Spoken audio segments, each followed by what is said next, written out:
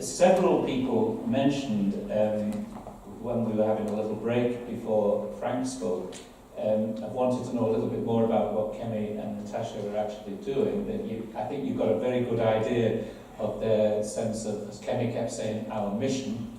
This is their mission, but perhaps people have questions about what they're actually doing. I've been delegated to, on their behalf, and I'm sure they'll shut me up if I go wrong on it, but to just say a little word about it. When I first got involved with the two of you, you were concentrating on the fact that in the Liverpool 8 area, we're talking about the divisions in Derry, or Londonderry, but you only need to talk about Liverpool 8 to have very similar divisions between the Dingle on one side and the Liverpool 8 Granby side on the other. And one of the increasing areas of concern has been the steep increase of violence, particularly between young people, often fueled through gang-related warfare, perhaps about drugs or whatever. So you've got two groups of equally deprived young people struggling with one another and causing actual death as well as severe illness, injury. And part of what Reformed started to do was like a bridging process. So Kemi and Natasha took a small group of young people away to one of our retreat houses, actually up in Minstrakers, with a view to seeing in them the potential to increase their leadership potential, because it all goes back to getting the young people themselves and the communities involved in the process.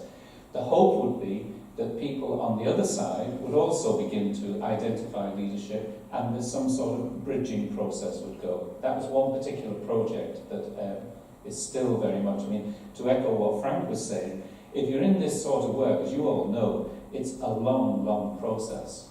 Like somebody asked earlier on, how do you measure your work? It's not easy to measure. You need to keep records and you need to see progress. But if you're in this, you're in for the long haul, and certainly Kemi and Natasha are. Part of the difficulty that they've been having, and again, stop me if I'm not saying it correctly, is that they were beginning to be inundated by the number of people in the community who saw them as a resource. We can talk to them, we can come, and you can help us with a tribunal, you can help us with a difficulty in the school, you can help us with a social work problem, you can come to the tribunal with us. So that was building up, and there was only the two of them. They didn't have any other, a couple of volunteers, but nobody else there. In addition, they have been trying to develop programs which they could, using their own experience. And again, I relate to something Frank said, where he said, when you can tell your own story of forgiveness, it's very important. And I think part of the strength that the two of them have is that they're talking out of their own forgiveness of themselves, but also the recognition of what actually is happening to people in that way. So they're pulled in a direction of saying, what are the political realities that are causing the violence? What are the resources we need? Where are the agencies that are working? So they're torn between carrying the weight of this information that's coming into them from the community, and on the other hand, trying to challenge and to work out programs that would in some way change the agencies that should be doing this. It's huge, and it's ongoing. Part of my role and Frida's, we've been involved in this work since the 1970s in the same area. We thought we were getting to a point where we were retired, but it's a long process. And we find that we're being reinvigorated now because the two of them are coming at it as a new generation, but it's the same problems. In some ways it's increased. And I think that that's part of the learning thing, that not just in terms of Liverpool 8, but in terms of what we've been listening to today. Jane Kennedy was saying it in a different context this morning. We're talking about the actual title for my role now is from Versailles to now. Well, that's pretty daunting. But we're talking about a century where that violence has built up, and it's how do we actually deal with it? So I know that doesn't give an adequate picture of all that Reform's doing, but perhaps there'll be opportunity afterwards to ask them directly. In terms of the short time I've got, I was very struck some time ago by something that I read by Jonathan Sachs, the chief rabbi. You probably read this, and he tells a story of a Nobel Prize winner, a scientist who won the Nobel Prize, And the journalist came to him afterwards and said, "What's your secret?" I forget what his name was, and I forget the particular area he was working in. And he said, "Well," he said, "it all, how did you come to win this Nobel Prize?" He says, "It goes back to my mother." And he said, "What do you mean?"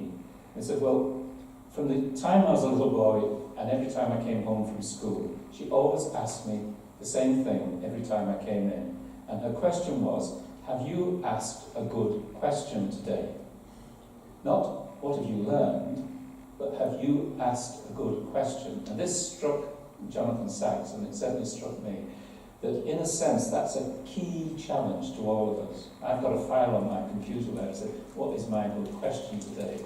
I mean, I sometimes go weeks and I forget to look at it, but I think it's a constant thing we need to be asking. And I think some of the speakers, all the speakers today, have been pushing to sort of say, well, what are the good questions? What are we faced with? Where do we go from here? And I thought that I'd share with you three really, things that have struck me recently, just this week. I don't know whether you ever look at Jo Sadiqa's Independent Catholic News website. I highly recommend it if you don't. She really, I don't know how she does it, but she puts stuff onto her website and it comes out every day. You can subscribe to it, which doesn't get onto the other media and Catholic media sometimes. There was a thing on last week which caught my eye, and I'd just like to share it with you briefly, by a man that some of you may well know called Frank Campbell. And Frank Campbell is the equivalent of Steve Aberton here. He's the Justice and Peace worker in I think it's the Portsmouth Diocese. And he got a little piece that was on, and it says, he was talking about an advertisement for a Justice and Peace worker. And he suggests that there's a wide misunderstanding about the scope of justice and peace. And he makes a distinction between, he said, if there's an accident, you look for an ambulance to come, and you value the paramedics who come and who help you. But the real thing is to get you from where the accidents happen into the hospital, where you'll get the serious treatment that you need. And he says, he's asking the question, is there a danger that we fall into a situation where justice and peace, that you're all representing, is often seen very much as the ambulance coming? What can we do on this particular thing? How can we in some way help in this particular need? And he's saying, is there a deeper reality that we need to be looking at? We all represent church-backed organisations. I don't want to sound depressive, but we're a very small number here today. I'm not saying that this is representative, but just think of all the people in all the churches, and I don't just mean the Catholic Church, that actually are in some way, are we representing them? Are they involved in this? So is Frank Campbell asking a question where he's saying there's something more fundamental, there's something we've got to dig down more deeply in terms of the culture from which our church background is coming and from where our concern about justice and peace is actually happening.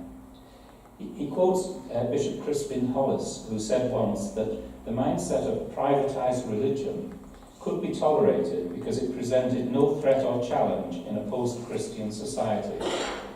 A clerical, centralised and authoritarian church leaves the laity disempowered, and in this context, initiative is stifled and women are second-class members. If it is agreed that the current structures of the Catholic Church in particular are failing the missionary task, then radical changes will be required with new objectives and priorities. The Church for too long refused to see the need for proper data or sociological analysis and the value of human sciences. What seems to be promoted at present is meditation, spirituality, personal retreats, and precisely the privatised religion Bishop Hollis saw as hateful. Pretty strong piece from Frank, but I think he's putting his finger on the question. And I feel that we stand at a point, particularly from a church perspective, where there's huge possibilities. There's decline on many levels. We see many structures collapsing, but the possibility that we're facing, if only we can grasp it, going back to what I quoted at the beginning of the talk with Kemi and Natasha, Joel's prophecy, that the Spirit is pouring out to see the visions, to see the dreams, and I think people are ready for that if we actually manage to do it. Now, the second example I want to share with you on that is also from the Independent Catholic News Agency. This came out on June the 15th, and I'll read it to you. It's an example of what do we mean when we say we go to church, that we are church people. So think about this. I'm thinking about it. Tomorrow morning, I'm going out to Parbold, and I go out to a wonderful community of mostly retired Notre Dame sisters there, and I say Mass on tomorrow morning. They give me a great welcome. It'll be a beautiful Mass, and I'll feel very at home. But I've got a question about it, and that's what this is about. A Care for Calais volunteer writes, "Today I asked one of the young men from Eritrea how people keep going. How are they still hopeful, given the troubled lives they lead? I wondered out loud if their faith and religion was a big part of it. The person he was speaking to said, yes, but that community was a big part of their culture. Intrigued, I asked more questions. And this particular area, I think is what we refer to as the jungle, has around 150 to 200 people at present, mostly teenage boys living together. This is the important bit. Every Sunday, they gather together as a community.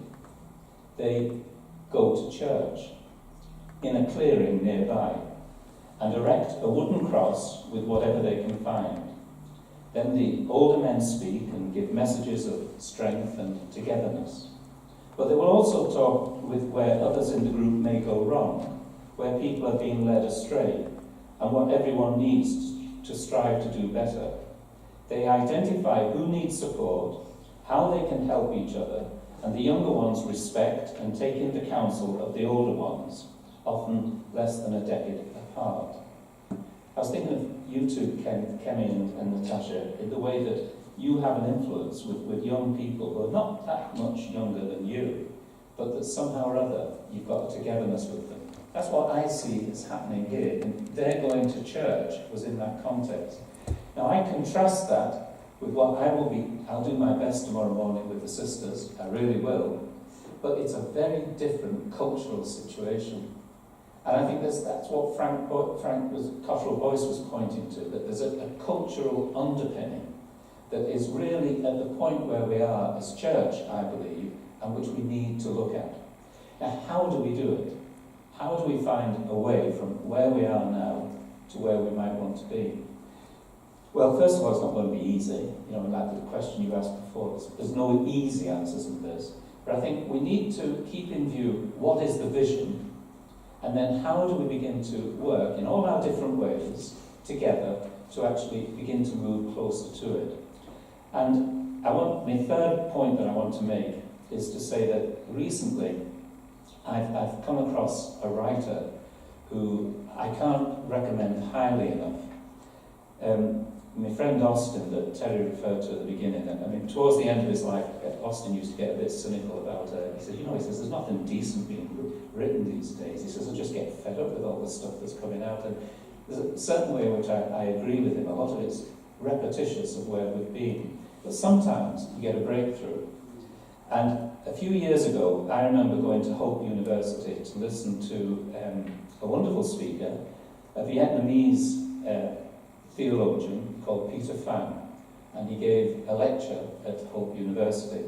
And I was fortunate afterwards to be part of a small group that went for a meal with him and really enjoyed the meal, so we could explore a bit further.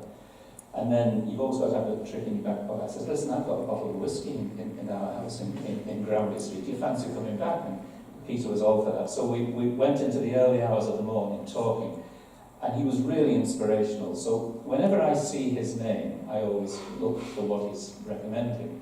And he's presently a lecturer in Georgetown University in the States, and he regularly puts book reviews into the National Catholic Reporter, which is the big Catholic paper in the States. And if you ever see Peter Pham recommending something, have a look at it. And he began, he's done 2 reviews really recently, but this is his opening line in his book review.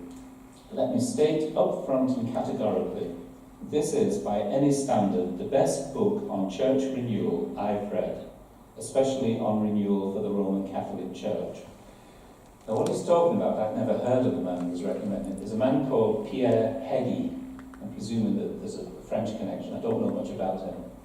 But he did his doctorate in the University of Paris. And he basically describes himself as a pastoral sociology, ecclesiology, I don't know exactly how he put it, but it's how do we look at the church structures in a way that is open, looks at them scientifically, looks at them from a cultural point of view, and sort of say, how can we analyse what's working and what's not working? And he's written 3 books. One is on, the latest one is called Lay Spirituality, which is all about that 99% of the church is lay, but the power is actually all on the clerical. I mean, we're talking about this Celia was talking this morning about where power is with small groups. Well, Catholic Church isn't bad at that. At a small group and a large sort of, I won't go on too long on that one. But, and you were saying this morning about we need prophets, and we need poets, and we need priests. Total in agreement about the prophets, and total agreement about the poets. We need to redefine what are we meaning by priest, because in many ways, I think that the priestly structure that we've actually created can be the biggest disempowering thing that we've got in the church. And I feel that we're at a point where we can begin to look at that, not with a view to sort of just dismissing it as if there's nothing good about that, but let's look at it. What's the difference between the Mass that I will be celebrating tomorrow morning and that group of Eritrean young people in the jungle in Cali? It's not a question one is better than the other, but one has got participation. They've not got very many symbols, but they're making the symbols themselves. They're engaged in terms of their reality. They've got absolutely nothing. They've got no security where they've come from. They don't know whether they're going to be allowed anywhere else. And yet, they're giving each other hope. Now, isn't that what the gospel is about? And the danger is that culturally, we have so institutionalized so many aspects of our church belonging that it risks losing the vision. Kemi and Natasha kept on talking about it's our vision, it's our mission. They get a bit mixed up over structures at times, as we all do. But unless you've got that vision, unless that is there, then we risk sort of institutionalizing, domesticating it. The other books that Pierre Heggie has written, rather provocative titles, he's got 2 editions of this other book. It's called Lazarus, Wake Up. And he's talking about the example from the Gospel where Jesus sort of says, wake up. And just as Frank was sort of highlighting the importance of Jesus' educational approach through the parable of the Good Samaritan, just think of that story, the drama in that story of Lazarus. And are we at a point today where so many structures are crumbling, particularly from a church point of view, where God is coming to us and sort of saying, wake up, Lazarus. Don't wake up in terms of how do we fight one another, but how do we work through some of these deeper cultural realities, again, that Frank was describing so beautifully in terms of the messiness of forgiveness at times. And we've all got vested interests in this. How do we find our way through it? And I feel that part of what a day like today is to encourage one another in terms of what we're already doing, but also to look for opportunities of where we can start working more closely together. Not with a view to making the centralisation even stronger, but for affirming all the different aspects that are developing and that people will be drawn into that because they'll sense the vision that we're about. Unfortunately, I haven't got a poem to end on as you had this morning and as Frank had and as Kemi and Natasha beautifully had. They've written their own, of course. But I do think that poetry, I read another of Seamus Heaney's poems called Station Island, which, you fans of Seamus Heaney will know it. It's a long poem. there's a beautiful part in that where he talks about having gone on a retreat as a young boy, and he went to confession, and I couldn't remember the words now, but basically the priest said to him, start reading poetry as prayers. And I think that, in a sense, is what we need to re-enkindle in ourselves. But listen, I've gone on long enough, and my time is up, so thank you very much for